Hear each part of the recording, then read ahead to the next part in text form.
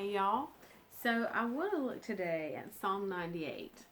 And I may have told you all this, and if I have, forgive me for repeating myself, but I really like Shane and Shane, Christian group, worship artist, and they have a um, an album that is called Psalms, and so they it is an album full of psalms set to music songs, and it's just simply beautiful. There's one of Psalm 23, there's one of Psalm 91, and the one that we're looking at today, there is also one of them, and it's Psalm 98. And we'll probably talk a little bit more about this in the next couple of days as well. But when I heard this song, it leapt on the inside of me. And the line is, what they knew by faith, we know by name, Jesus the King. And so what it's talking about is the Old Testament, the Hebrew children, what they knew by faith, that the Messiah was coming. There was one coming. Salvation, which would redeem us, which would fulfill the law, which would keep us from having to keep all 603 laws. But there was one coming. And they believed, it was by faith that they knew the Messiah was coming. Oh, but on this side of the cross, and on this side of Christmas, 2,000 years ago, we know him by name. And it is Jesus. And so I want to read a couple of verses from Psalm 98 with you. And we'll start at verse 1. Oh, sing to the Lord a new song, for he has done marvelous things. His right hand and his holy arm have wrought salvation for him. Well, of course, we know that that's the Lord Jesus.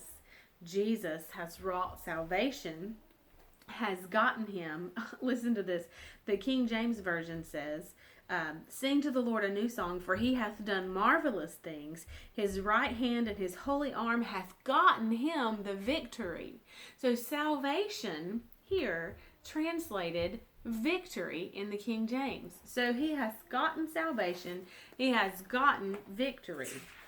Now, from our study from Psalm 91, salvation was the very last thing in that verse. Psalm 91:16, it says, with long life will I satisfy him and show him my salvation. Salvation, of course, there is translated, it is deliverance, welfare, prosperity, victory, and in Hebrew it is the word Yeshua.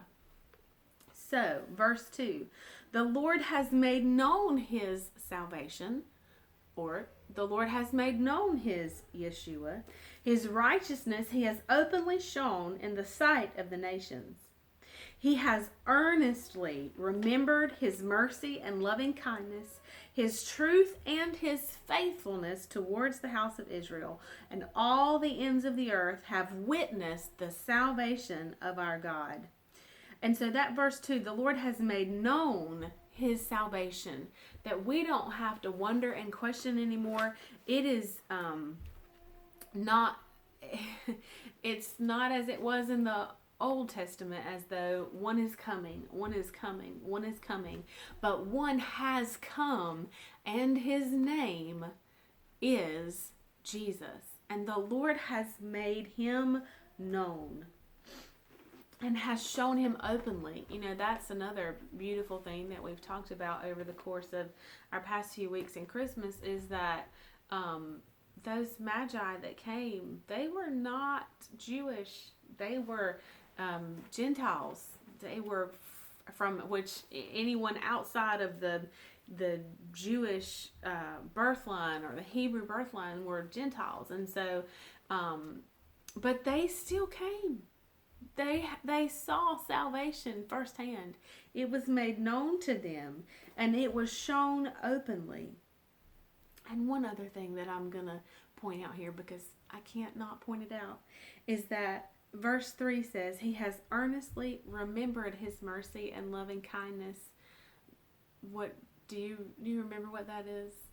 Loving kindness, tender mercy. It's Hesed.